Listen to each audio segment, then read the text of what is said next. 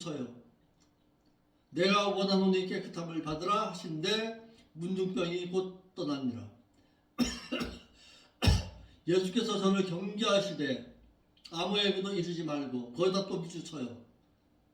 왜 이르지 말라고 했느냐 이 말이에요. 가서 제사장에게 내 몸을 보이고 또 내 깨끗히 됨을 인해서 모세의 명한 대로 예물을 드려 저기에게 증거하라 하셨더니 예수의 소문이 더욱 퍼짐에 허다한 무리가 말씀을 또 듣고 자기 병도 남을 얻고자 하여 모여오되 예수는 어떻게 물러가사 한적한 곳에서 기도하시니라. 거다 밑줄 쳐요. 한적한 곳에서 기도하시니라. 거다 밑줄 쳐요.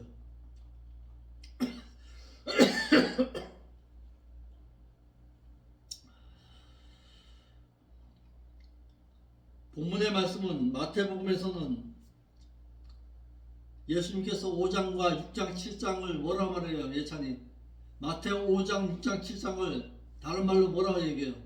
우리 사모님 마태 5장, 6장, 7장을 다른 말로 산상수훈 또는 산상보훈이라고 말해요. 왜?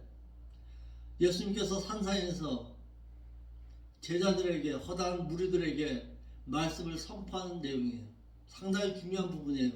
예수님의 사역 가운데서 마태복음 5장, 6장, 7장 제일 먼저 뭐라고 했었어요? 심령이 가난한 자는 복을 받게 되나니 천국이 저희 것이며 부터 시작해서 팔복을 가르치시고 그곳에서 여러 하나님의 말씀을 선포하셨어요.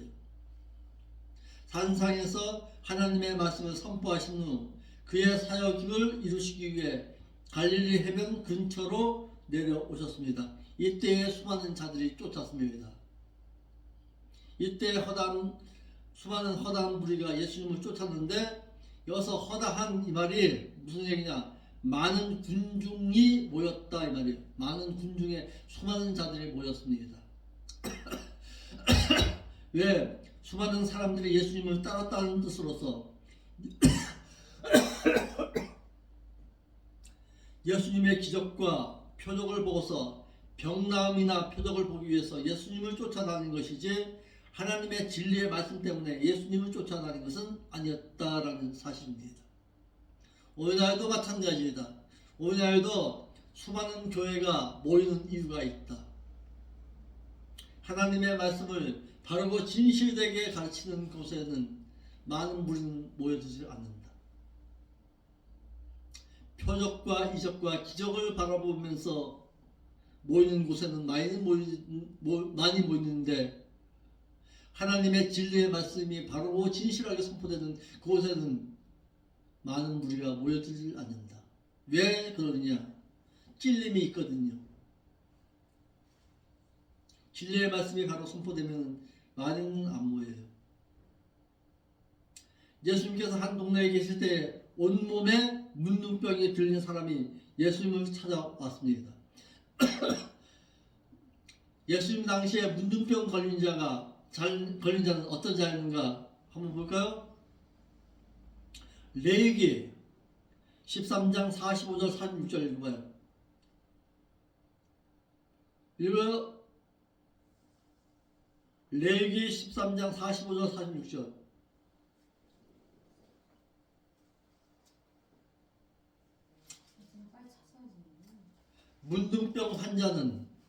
당시에 문둥병 환자는 옷을 찢고 머리를 풀며 입술을 가리우고 외치기를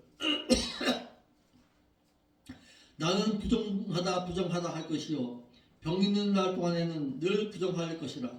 그가 부정한즉 혼자 살되 진 밖에서 살지니라. 함께 살지 못해요. 문둥병 걸린 자는.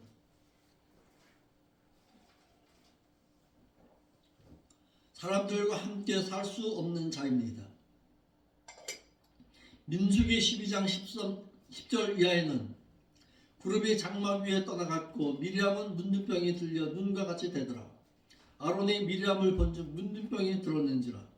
아론이 이에 모세에게 이르되 슬프다 내 주여 우리가 우매한 일을 하여 죄를 얻었으나 청컨대 그 허물을 우리에게 돌리지 마옵소서.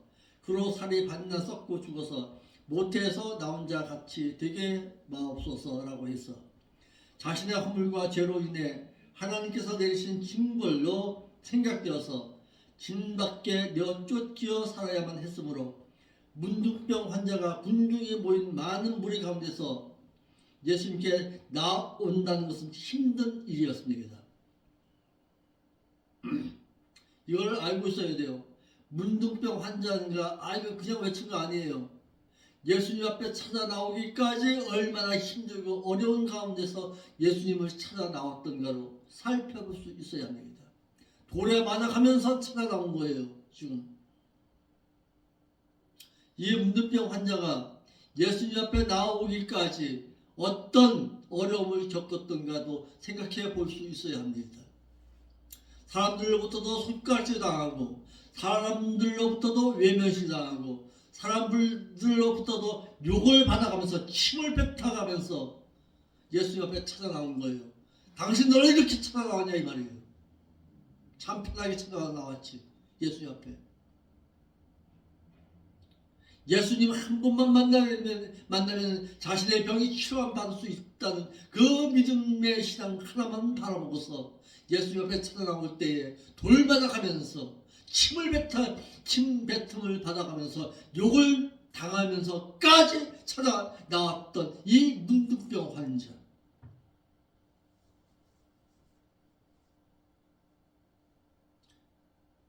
문둥병 환자는 예수님을 보고 엎드려 구하여 가로되 주여 원하시거든 나를 깨끗게 하실 수 있나이다라고 외쳤습니다. 이 문둥병 환자는 예수님께 나와 엎드려 절하면서 뭐라고 얘기했어요? 네 주여 그랬어요. 자신의 삶의 전 주인이다 이 말이에요. 오전 예배 시간에서 배웠던 랍비 정도로 본 거 아니에요. 내 삶의 주인이라고 말했던 거예요. 무릎을 꿇고 그 앞에 절하였는데 이는 예수님을 자신의 생명의 구조로 생각하고 있다는 사실입니다. 내 생명의 주시여 그런 거예요. 자신의 질병을 능히 고쳐줄 수 있는 분으로 인식하고 있었다라는 사실입니다.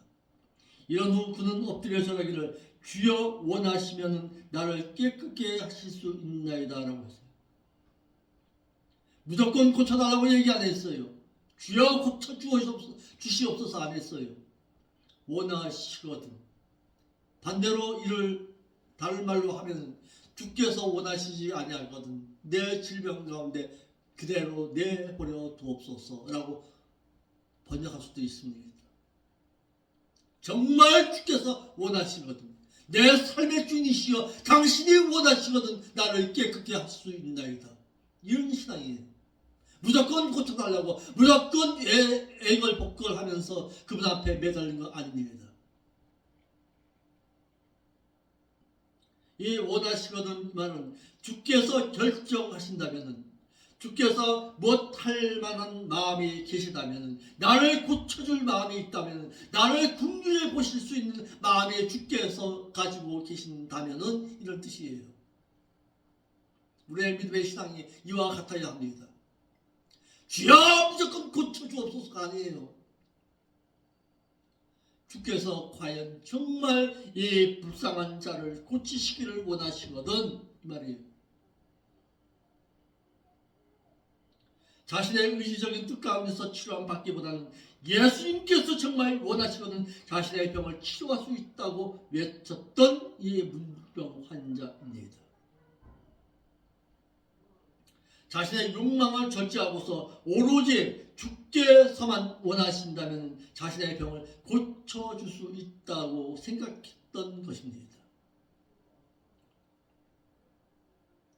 13절 봅시다. 13절에 예수께서 손을 내밀어 저에게 대시며 가라사대 내가 원하노니 깨끗함을 받으라. 손을 댈 수 없는 상황입니다. 문둥병 환자는 손을 대면은 그 문둥병 환자에게 손을 댄 사람도 부정하게 되는 거예요. 그런데 예수님께서는 그 문둥병 환자에게 손을 대셨습니다. 왜? 무엇을 본 거예요? 믿음을 본 거예요. 그의 믿음을 본 거예요. 믿음 있는 자가 예수님을 만날 수 있습니다. 믿음 있는 자가 질병의 치료함을 받을 수 있는 거예요. 그렇다면 우리에게도 이와 같은 믿음의 신앙이 있느냐 이 말이에요. 예, 문둥병과 같은 신앙이 있느냐 이 말이에요. 오늘 우리에게 묻는 거예요. 질문하는 거예요. 오늘 누가복음 5장 12절로 13절의 말씀이 나에게 무슨 질문을 하고 있느냐 이 말이에요. 이것이 이 질문을 찾아내는 것이 이것이 설교입니다. 이것이 신앙입니다. 나에게 정말 무엇을 요구하고 계시는가? 하나님께서는 너의 신앙이 문둥병과 같은 신앙이 가지고 있느냐 이 말이에요. 주여 원하시거든 무조건 우리의 기도 가운데서 무조건 들어달라고만 했지. 문둥병과 같이 내 삶의 주인이시여 주께서 원하시거든 나를 한 번만 돌아봐 달라는 이 기도가 있었냐 이 말이에요. 이런 절박함의 신앙이 있었냐 이 말이에요. 나에게. 우리 사모님도 기도할 때 이와 같은 신앙을 가지고 기도할 수 있기를 바랍니다. 무조건 해결해 달라고 할 것이 아니라 주여 원하시거든 이것을 해결하여 주옵소서. 내가 이와 같은 문제를 가지고서 하나님 앞에 간구합니다. 그런데 내 의지대로 간구한 것이 아니라 정말 아버지의 원하신 바대로 내가 간구할 줄 아는 신앙을 가지게 하여 주옵소서. 예찬이도 그냥 앉아서 갔다가 눈만 꾸벅꾸벅 하는 것이 아니에요. 이 한 시간에 하나님의 말씀이 나에게 바르게 진실하게 한 말씀이라도 들려주게 하여 주옵소서. 정말 내가 하나님을 믿어야 할 분명한 이유를 알게 하여 주옵소서. 내가 하나님 앞에 진실되게 믿어야 하고 내가 그분을 신뢰해야 할 단 한 가지의 믿음을 나에게도 허락하여 주옵소서. 이와 같은 믿음의 신앙이 있어야 합니다.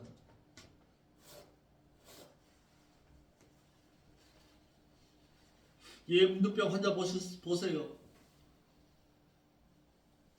많은 사람들부터 돌멩이질 당해야 하는 거예요. 많은 사람들부터 어떻게 신배틈을 받아가면서까지 예수님 앞에 나와서 말씀을 듣겠다는 그 의지, 그 의지의 신앙을 가지고서 예수님 앞에 찾아나온 거예요. 이제 그만 읽었잖아요. 문둥병 환자는 군중들 가운데 섞이면 안 돼. 문둥병 환자는 딱 보면 알아요. 그런데도 그걸 숨겨가면서 맞아가면서 군중들로부터도 돌팔매질을 맞아가면서 예수님 앞에 나오기까지 얼마나 갔다가 어려운 가운데서 나왔겠느냐 이 말이에요. 예수님께서는 손을 내밀어 저의 몸을 대셨습니다. 레위기 13장에서 기록된 대로 제사장을 제외한 모든 사람은 문둥병자와 접촉하게 되면 의식법상 부정한 자라고 해서 쫓겨남을 당하게 됩니다. 이를 근거로 한다면 예수님께서 문둥병자의 손을 대셨다는 것은 예수님은 죄인의 대제사장으로서 그의 사역을 이루시기 위해서 그의 몸에 손을 대셨다는 이유이며 율법의 의식을 초월한 사랑으로서 그를 취함이었습니다. 사랑한 거예요. 문둥병 환자를. 자신에게 찾아온 그 문둥병 환자를 사랑하신 것입니다. 왜 사랑했을까요? 너가 나에게까지 나오기까지 얼마나 어려운 가운데 나왔겠느냐. 그 믿음을 보신 거예요. 누가? 주님께서.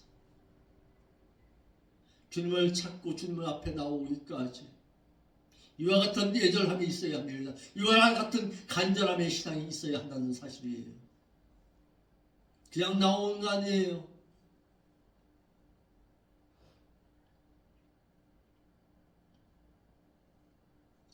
이와 같은 간절함의 신앙이 있을 때에 예수님께서 그의 몸에 손을 대시면서 깨끗함을 얻으라고 말씀하신 것입니다. 예수님께서는 내가 원하노니 깨끗함을 받으라고 말했던 것입니다. 문둥병 환자는 주여 원하시면 나의 병을 치료하여 달라고 하였으나 예수님은 내가 원하노니 치료함을 받으라고 말했던 것입니다. 문둥병 환자는 12절에 문둥병자가 한 말인 원하시면 이래요.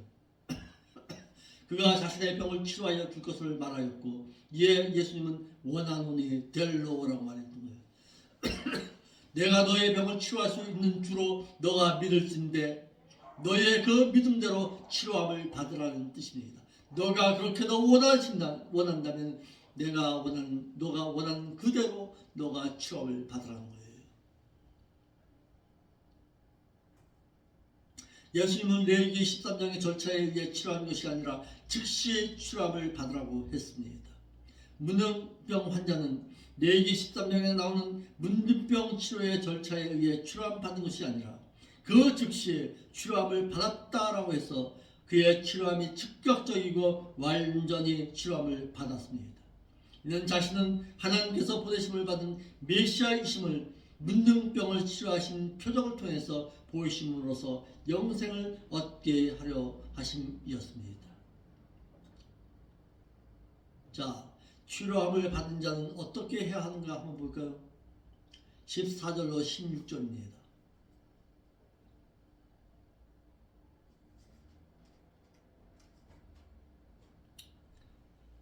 누가복음 5장 14절로 16절. 예수께서 저를 경계하시되 아무에게도 이르지 말고 가서 제사장에게 내 몸을 보이고 또 내 깨끗게 됨을 인해서 모세의 명한 대로 예물을 드려 저희에게 증거하라. 감사의 신앙을 가지고 살아가라는 거예요. 하나님께서 너를 치료했으니까 너의 병을 치료함 받았으니까 거기에 감사의 신앙을 가지고 살아가라는 거예요.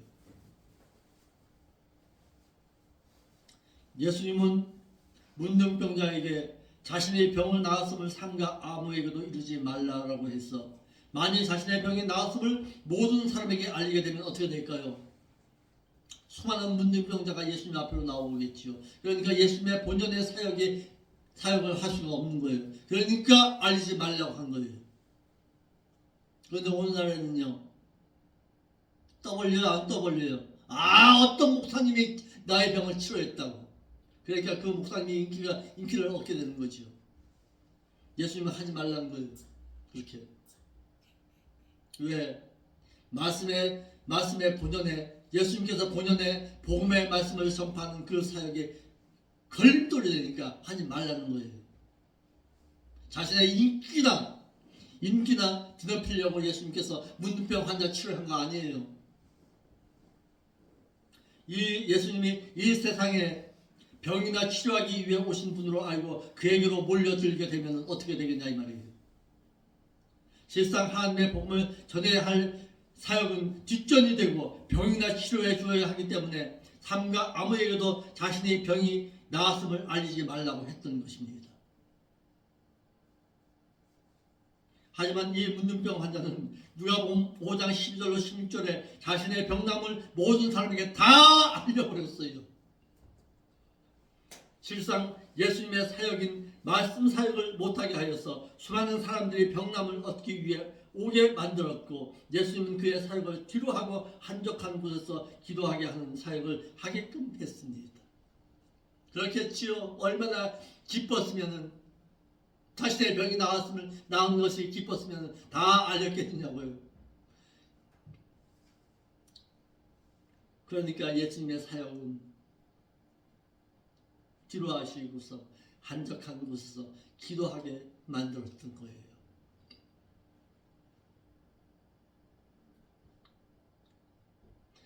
예수님은 문둥병자에게 자신의 병남을 제사장에게 보이라 하여서 레위기 14장 2절에서 말한 대로 진찰하여 완전케 되었음을 확증받으라는 것입니다. 그리고 어떻게 알아요? 모세에게 명한 예물을 드리라 하는 거예요. 감사의 신앙 잊지 말라 이거. 레위기 14장 10절에서 명한 흠없는 어린 수양 둘과 1년 된 흠없는 어린 암양 하나와 또 고운 가루 에바 10분의 3에 기름 섞은 소재물과 기름 한 녹을 취해서 제사를 드려 하나님께서 자신의 병을 치유해 주었음을 감사하라는 뜻입니다. 감사의 신앙을 잃어버리지 말라는 거예요. 감사의 신앙이 없는 자는 하나님께 예배함의 신앙이 없고 뭐예요?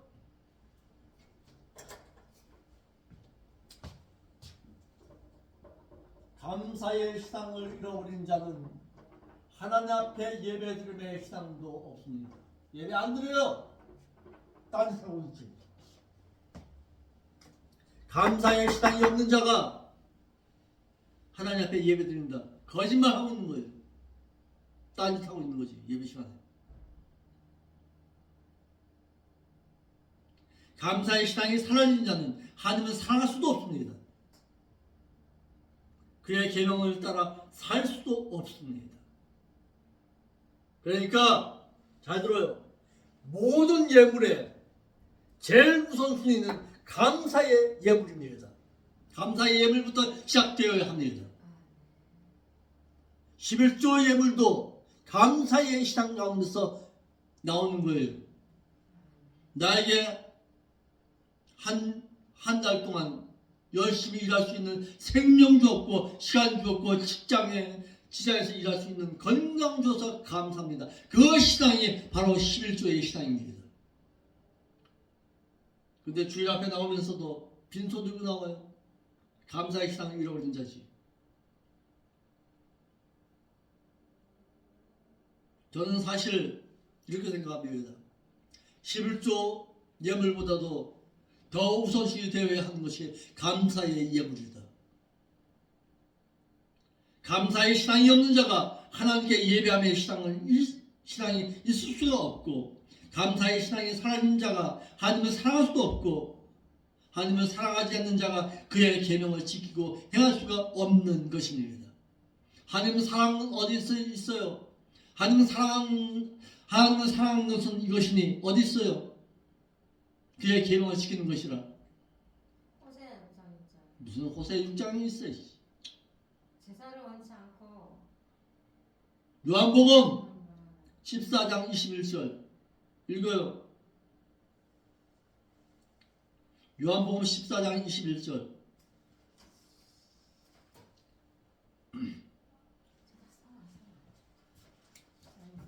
요한복음 14장 21절로 23절. 나의 계명을 지키는 자라 나를 사랑하는 자. 나를 사랑하는 자니 나를 사랑하는 자인데 아버지께 사랑을 받을 것이요. 사랑도 받을 것이요. 나도 그를 나도 그를 사랑하여서. 그에게 나를 나타내리라. 그렇지요. 암송하고 있으라 그랬잖아요. 하나님 사랑하는 것은 그의 계명 지키는 거예요. 그의 계명 지키는 것이 곧 하나님 사랑하는 것입니다. 아멘. 감사의 신앙이 사라지면 하나님 사랑할 수가 없습니다. 이걸 누가 문둥병 환자에게 예수님께서 가르치시는 것입니다. 오늘 우리의 신앙도 누구처럼 문둥병 환자와 같이 주께서 원하시거든 나의 병을 치유해 줄 수 있나이다. 이 신앙의 삶으로 살아갈 수가 있기를 바랍니다. 아멘. 자, 오전 신앙과 오전 예배 시간과 오후 예배 시간 전체적인 브리핑 하고서 마치겠습니다. 자, 우리 예찬이부터 오전 예배 시간에는 나는 뭘 배웠습니다. 그리고 오후 예배 시간에는 나는 뭘 배웠습니다. 그리고 어떻게 내가 행하고 살아가겠습니다. 자, 얘기하세요.